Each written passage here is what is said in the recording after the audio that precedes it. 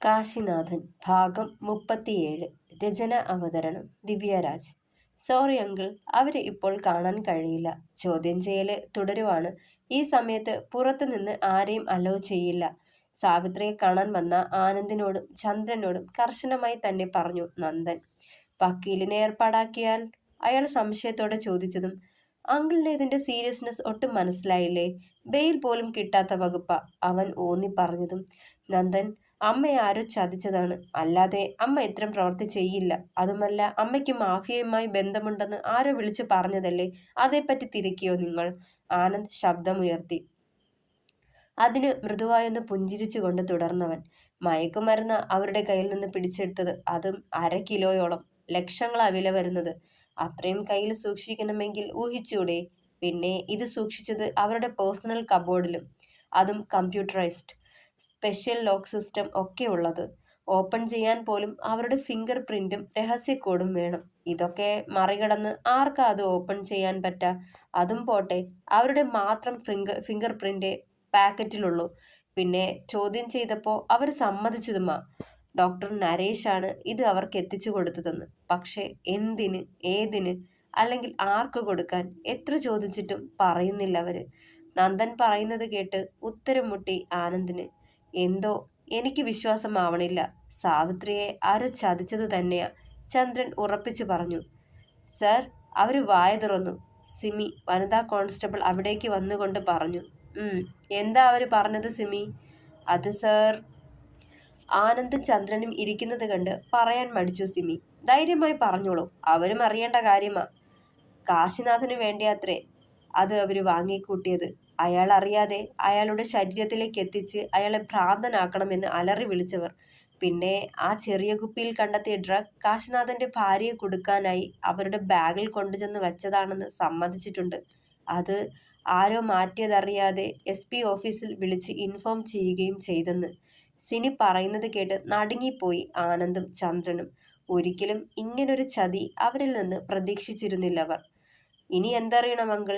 നന്ദൻ ചെറുചിരിയോടെ തിരക്കുമ്പോൾ ഒന്നും മിണ്ടാതെ മുഖം കുനിച്ചു രണ്ടാളും. അങ്കിൾ അറിയാത്ത പലതുമുണ്ട്. കാശിയെ നശിപ്പിച്ച് ഭ്രാന്തനാക്കിയത് ഇവരാ. ഞെട്ടലോടെ മുഖമുയർത്തി നോക്കി രണ്ടാളും. അന്ന് കോളേജിൽ എന്താ നടന്നതെന്ന് നിങ്ങൾ ആരെങ്കിലും ചോദിച്ചോ അവനോട്? ഒന്നും മിണ്ടാതെ മുഖം കുനിച്ച് ഇരുന്നവർ.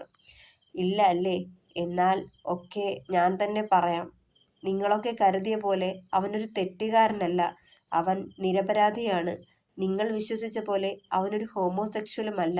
ശരിക്കും അവനന്ന് സീനിയേഴ്സിൽ നിന്ന് റേപ്പിന് ഇരയായതാണ്. അവന്റെ സമ്മതമില്ലാതെ ബലപ്രയോഗത്തിലൂടെ ലഹരി അവന്റെ ശരീരത്തിൽ ഇൻജക്റ്റ് ചെയ്ത് ശരീരം തളർത്തിയ ശേഷം അതിക്രൂരമായി. പറഞ്ഞു നിർത്തുമ്പോൾ ചന്ദ്രൻ ഒരേക്കത്തോടെ മുഖമുയർത്തി നോക്കി. 5 പേർ ചേർന്ന അന്ന് അവനെ ആദ്യമായി വൈശുവിനൊപ്പം കാശി വീട്ടിലേക്ക് വന്നതായിരുന്നു അന്നേരം നന്ദന്റെ മനസ്സിൽ. ആരോടും മിണ്ടാനാവാതെ, ഭയന്ന്, മുഖത്തുപോലും നോക്കി സംസാരിക്കാൻ കഴിയാതെ വിറയ്ക്കുന്ന അവന്റെ മുഖം. നോ, ഇത് സത്യമാവില്ല. ചന്ദ്രൻ കരഞ്ഞുപോയി. ഇതാണ് സത്യം, നിങ്ങളാരും അറിയാതെ പോയ സത്യം. അന്ന് അവനെ ഉപദ്രവിച്ചത് ഈ സാവിത്രിയുടെ സഹോദരൻ ശേഖരന്റെ മകനായ സഞ്ജയും അവന്റെ 4 കൂട്ടുകാരും ചേർന്ന. കേസായാൽ പിടിക്കപ്പെടുന്നത് അയാളുടെ മകനാവുമെന്ന് നന്നായി അറിയാവുന്നതുകൊണ്ട് ശേഖർ ഇത് പുറം ലോകത്തെ അറിയിക്കാത്തത് തന്നെ. നിങ്ങളുടെ മുന്നിൽ സ്വന്തം മകന്റെ തെറ്റ് മറച്ചുവെച്ച് കാശിയെ കുറ്റക്കാരനാക്കിയ ശേഷം കാശി ഡ്രഗ് ഉപയോഗിച്ച കാര്യം പോലീസിൽ അറിയിച്ചില്ലെന്ന കഥയുണ്ടാക്കി മാന്യൻ ചമയുകയായിരുന്നു അയാൾ. അതും സാവിത്രിയുടെ ഒത്താശയോടെ. അവർക്ക് എല്ലാം അറിയാമായിരുന്നു. പക്ഷേ എന്നിട്ടും നിങ്ങളുടെ മുന്നിൽ കാശിയെ മനഃപൂർവ്വം തെറ്റുകാരനാക്കിയതാണ്. ഇതിനു ശേഷവും പലതവണ അവനെ ടോർച്ചർ ചെയ്യാൻ ശ്രമിച്ചിരുന്നു ഇവരൊക്കെ. ഇനിയും ഒത്തിരി കണ്ടെത്താനുണ്ട്. ബാക്കി പതിയെ മനസ്സിലാക്കിയാൽ മതി. പിന്നെ അന്ന് ബാംഗ്ലൂരിൽ വെച്ച് കാശിക്ക് ഡ്രഗ്സ് എത്തിച്ചു കൊടുത്തതും ഇവരായിരുന്നു. അല്ലാതെ ഒന്നും അറിയാത്ത നിരപരാധികളായ അവന്റെ സുഹൃത്തുക്കളല്ല. തെറ്റ് പറ്റിയതും തെറ്റിദ്ധരിച്ചതും അങ്കിളാണ്. കാശിയുടെ ഭാഗം ഒരു തവണയെങ്കിലും കേൾക്കാൻ തയ്യാറായിരുന്നെങ്കിൽ ഇതുവരെ എത്തില്ലായിരുന്നു. അവന്റെ ഒരു കാര്യങ്ങളും നിങ്ങൾ ശ്രദ്ധിച്ചിരുന്നില്ല. സാവിത്രി എന്ന് പറയുന്ന ഈ സ്ത്രീ അവനോട് പക പോക്കുകയായിരുന്നു. എന്തിനാന്ന് ഞാൻ പറയാതെ തന്നെ നിങ്ങൾക്ക് അറിയാമല്ലോ. ചന്ദ്രൻ ഉരുകി ഒലിച്ചു നിൽപ്പുണ്ടായിരുന്നു. കേട്ട സത്യങ്ങൾ ഉൾക്കൊള്ളാനാവാതെ ആനന്ദും. വിശ്വസിക്കാനും വിശ്വസിക്കാതിരിക്കാനും മനസ്സ് പിടിവലി കൂട്ടുന്ന മാത്രകൾ.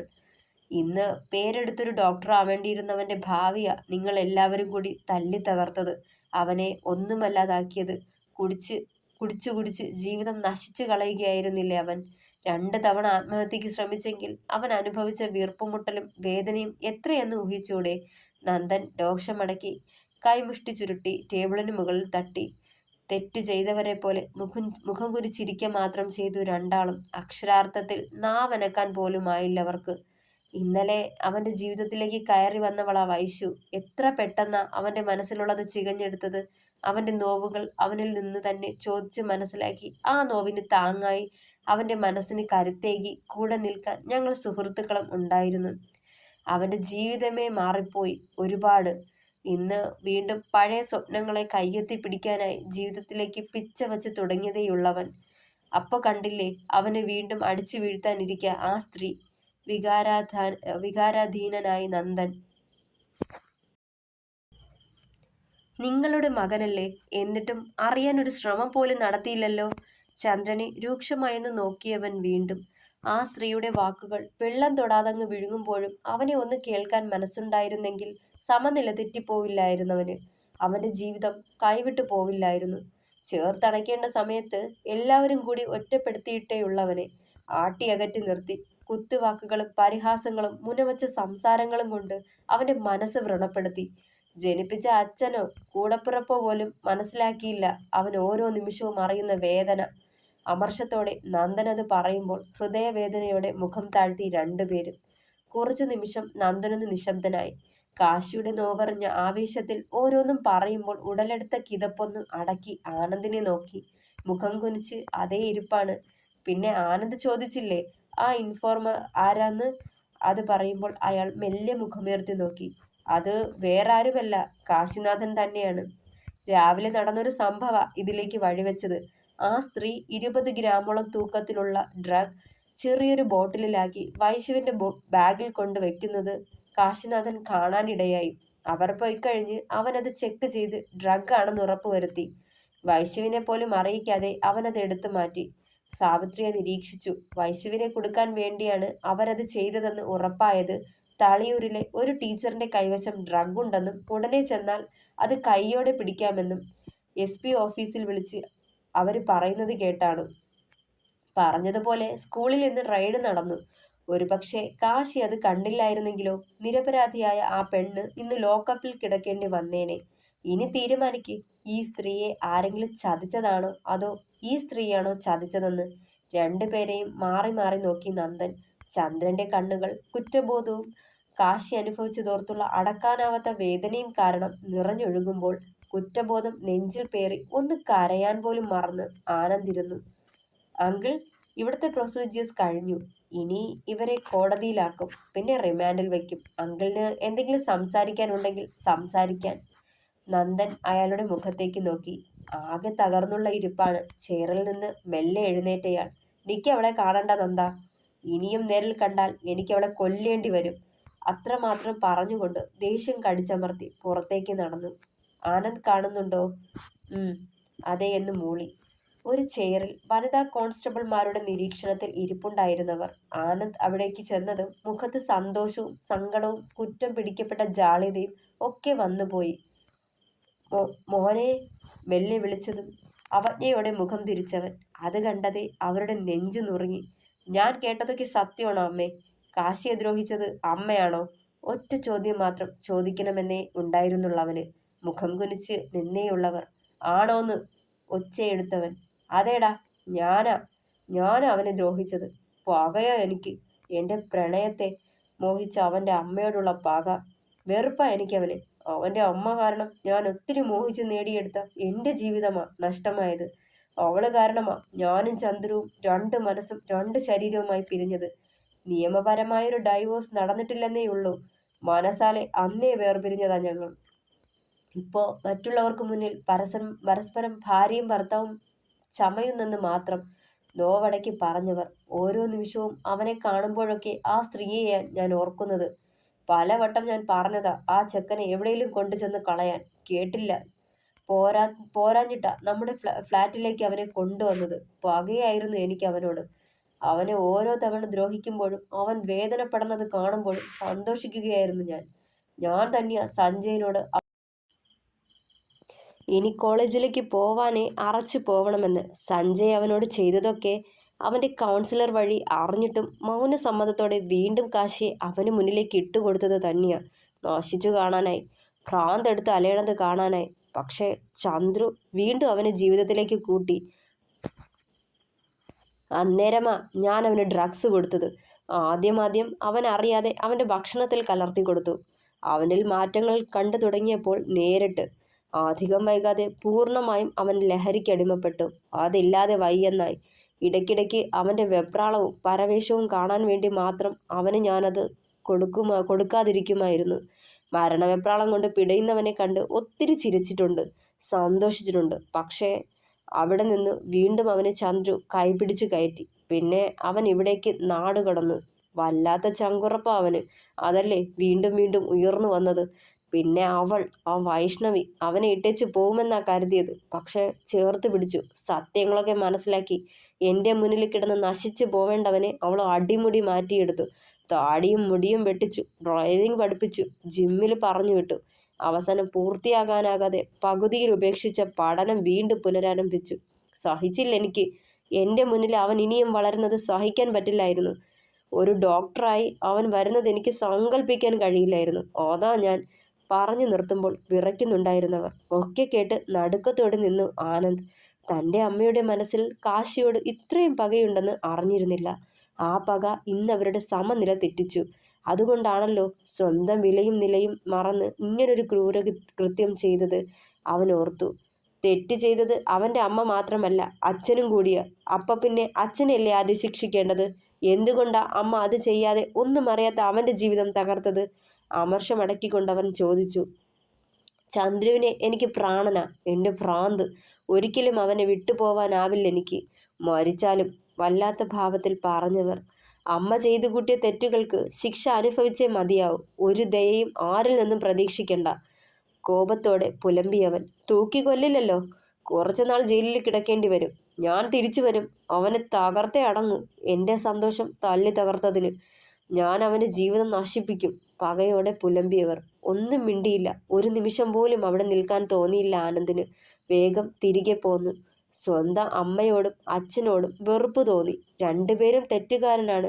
ജീവനെപ്പോലെ പ്രണയിച്ച ഭാര്യയെ മറന്ന് അന്യ സ്ത്രീയെ തേടിപ്പോയ അച്ഛനോടും ഒന്നും അറിയാത്ത കാശിയെ നികൃഷ്ടമായ രീതിയിൽ ദ്രോഹിച്ച അമ്മയോടും അറപ്പും വെറുപ്പും തോന്നിയവന്. കാശിയുടെ നെഞ്ചിൽ തലചായ്ച്ചു വെച്ച് കിടന്നു വൈശു. വലിയൊരു കൊടുങ്കാറ്റിന് ശേഷമുള്ള ശാന്തത. എന്താണെൻ്റെ വൈഷ്ണവി ടീച്ചറെ ഒരാലോചന? നിറുകിൽ മെല്ലെ തഴുകിയവൻ. ആ സ്ത്രീയുടെ ചതി ഇന്ന് എല്ലാവരും അറിയും. എൻ്റെ കണ്ണേടനോട് അവർ ചെയ്തത് കൂടി അറിയുമ്പോൾ വെറുക്കുമായിരിക്കുമല്ലേ? അനന്തേട്ടൻ കൂടി സ്വന്തം അമ്മയെ പഴിക്കും. പ്രിയപ്പെട്ടവരിൽ നിന്ന് ലഭിക്കുന്ന അവഗണന താങ്ങില്ലവര്. അത് തന്നെയാണ് അവർക്കുള്ള ശിക്ഷയും. മെല്ലെ മിഴികളുയർത്തി നോക്കിയവൾ. ആരറിഞ്ഞാലും അറിഞ്ഞില്ലെങ്കിലും നിക്കൊന്നുമില്ല എൻ്റെ വൈശുവേ. അവർക്കെതിരെ അത്രയെങ്കിലും ചെയ്യാൻ പറ്റിയതിലുള്ള സംതൃപ്തിയുണ്ട് എനിക്ക്. അത് എൻ്റെ മനസാക്ഷിയെ ബോധ്യപ്പെടുത്താനാ കേട്ടോ. കൂട്ടത്തിൽ ആ നരേഷിനെ കൂടി അടിയേറ്റതിൽ ഇരട്ടി സന്തോഷം. ആ 5 പേരിൽ ഒരുവനാ അയാള്. സഞ്ജയ്, നരേഷ്, ക്രിസ്റ്റി, നകുൽ, നിസാർ. 5 പേര്. ഇതിലെന്നെ ഒത്തിരി നോവിച്ചത് ക്രിസ്റ്റിയാണടോ. വല്ലാത്തൊരു ഭ്രാന്താ അവന്. അന്നത്തെ ദിവസം ഞാൻ അറിഞ്ഞതാ അത്. ഹൈ ഡോസാ അന്നവൻ എൻ്റെ ശരീരത്തിലേക്ക് കുത്തിവെച്ചത്. എൻ്റെ ശരീരമാകെ കടിച്ചു കുടഞ്ഞു കളഞ്ഞു. ഒത്തിരി വേദനിപ്പിച്ച്. ഒരുതരം മാനസിക വിഭ്രാന്തി പോലെ ഇരയെ നോവിച്ച് സംതൃപ്തി കണ്ടെത്തുന്ന വേട്ടനായ. ആ ഡ്രഗിൻ്റെ എഫക്റ്റിൽ അന്നേരം ഞാൻ ആ നോവ് അറിഞ്ഞില്ല. പിറ്റേന്ന് ഹോസ്പിറ്റലിൽ വെച്ച് ബോധം വീഴുമ്പോഴാ മരിച്ചു പോയാൽ മതിയെന്ന് ചിന്തിച്ചു പോയടോ. അവിടെയും ഇവിടെയും നീറ്റലും പുകച്ചിലും ബ്ലീഡിങ്ങും നുറുങ്ങുന്ന വേദനയും. കിതപ്പോടെ പറഞ്ഞുകൊണ്ട് കണ്ണുകൾ മുറുക്കി അടയ്ക്കുമ്പോൾ അവൻ അനുഭവിച്ച നോവുകൾ ഊഹിച്ചതിനും അപ്പുറമാണെന്ന് ഓർത്തുപോയവൾ. കണ്ണേട്ടാ, നിറുകിലൂടെ വിരലുകൾ ഓടിച്ചവൾ. മറന്നേ പറ്റൂ. നല്ലൊരു ജീവിതം നമുക്ക് മുന്നിലുണ്ട്. അതിനെ മാത്രം കണ്ടാൽ മതി. മറ്റൊന്നും ഓർക്കണ്ട. അവന് നേരെ തിരിഞ്ഞിരുന്ന് ആ മുഖം കൈക്കുമ്പിളിൽ എടുത്തവൾ. നിറുകിലും കവിളിണകളിലും ഭ്രാന്തമായി ചുംബിച്ചുകൊണ്ടിരുന്നു വൈഷ്ണവി. മെല്ലെ അതരത്തോട് അതരം ചേർത്ത് അവൾ അത് നുണയാൻ തുടങ്ങി. മനസ്സ് അപ്പോഴും അസ്വസ്ഥമായിരുന്നു കാശിയുടെ. അറപ്പുളവാക്കുന്ന ആ ഓർമ്മകളിൽ മനസ്സ് ഉഴറി. അവളുടെ ആ മൃദുവായ ചുംബനം പോലും നോവിക്കുന്നത് പോലെ തോന്നിയവൻ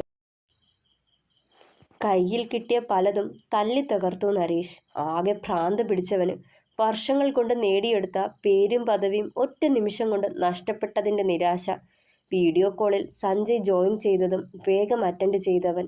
ഡാ, പറഞ്ഞതല്ലേ നരൻ സൂക്ഷിക്കണമെന്ന്. പിടിക്കപ്പെട്ടാൽ ഒക്കെ കൈവിട്ടു പോകുമെന്ന് താക്കീത് തന്നതല്ലേ. നീ അത് അവരോട് പറഞ്ഞില്ലേ? കുറച്ച് കടുപ്പിച്ചു തന്നെ ചോദിച്ചു സഞ്ജയ്. ഒക്കെ ഞാൻ ആ സ്ത്രീയോട് പറഞ്ഞതാ. പക്ഷെ അവര് അത് നിസ്സാരമായി കണ്ടു കാണണം. ഇപ്പോൾ നഷ്ടം മുഴുവൻ എനിക്കാണല്ലോ. തലമുടി വിരലുകളാൽ കോർത്തു വലിച്ചവൻ. കൂൾ കൂൾ നരൻ, ഞങ്ങളൊക്കെ ഇല്ലേ? ഒക്കെ നമുക്ക് ശരിയാക്കാം. സമാധാനായിരിക്കെ. എന്തായാലും ഉടനെ നീ കീഴടങ്ങണ്ട. കുറച്ചു കാലം ഒളിവിൽ കഴി. ഒക്കെ ഒന്ന് കെട്ടടങ്ങട്ടെ. വശ്യമായ ചിരിയോടെ പറഞ്ഞവൻ. ആ സ്ത്രീയുടെ കാര്യം എന്തായടാ? വെയിലെടുക്കാനെങ്കിലും പറ്റുമോ? നരേഷ് തിരക്കിയതും. ഭർത്താവും മകനും അവരെ തഴഞ്ഞ മട്ട. എൻ്റെ അച്ഛൻ നാട്ടിലേക്ക് തിരിച്ചിരിക്കുക. ഒത്തിരി പ്രമുഖരെയൊക്കെ പരിചയമുള്ളതല്ലേ. ആരെങ്കിലും വഴി ബെയിലിന് ശ്രമിക്കും. പിന്നെ ഈ കേസ് എങ്ങനെയെങ്കിലും ഒതുക്കി തീർക്കാൻ കഴിയുമെന്ന് നോക്കണമെന്ന് പറയുന്നുണ്ടായിരുന്നു. സഞ്ജയ് കൂട്ടിച്ചേർത്തു. എന്തായാലും നീ ഇങ്ങനെ ആരെയും വിളിക്കണ്ട. പോലീസ് നിന്നെ തിരഞ്ഞു നടപ്പുണ്ടാവും. ചിലപ്പോൾ ഫോൺ വിളിക്കുന്നത് പോലും ടാപ്പ് ചെയ്യുന്നുണ്ടാവും. So be careful. അതിന് ഇതെൻ്റെ നമ്പറല്ലടാ. മുൻപ് എൻ്റെ വീട്ടിൽ ജോലിക്ക് നിന്ന ആളെ കൊണ്ട് എടുപ്പിച്ചതാ. ആയിക്കോട്ടെ, എന്നാലും ശ്രദ്ധ വേണം. ഒന്ന് അമർത്തി മൂളി നരൻ. കണ്ണിന് മുകളിൽ കൈവച്ച് കട്ടിലിൽ നിവർന്നു കിടന്നു കാശി. കാലിൽ നനുത്ത സ്പർശനം അറിയവേ പെട്ടെന്ന് ഞെട്ടിക്കൊണ്ട് എഴുന്നേറ്റ് നോക്കുമ്പോൾ കാണുന്നത് തൻ്റെ കാൽച്ചുവട്ടിലിരുന്ന് കരയുന്ന ചന്ദ്രനെയാണ്. തുടരും. കഥ ഇഷ്ടമാകുന്നുണ്ടെങ്കിൽ അഭിപ്രായങ്ങൾ പറയണേ, സപ്പോർട്ട് ചെയ്യണേ, സബ്സ്ക്രൈബ് ചെയ്യണേ, ഹൈപ്പ് ചെയ്ത് കൂടെ ഉണ്ടാവണമേ. താങ്ക്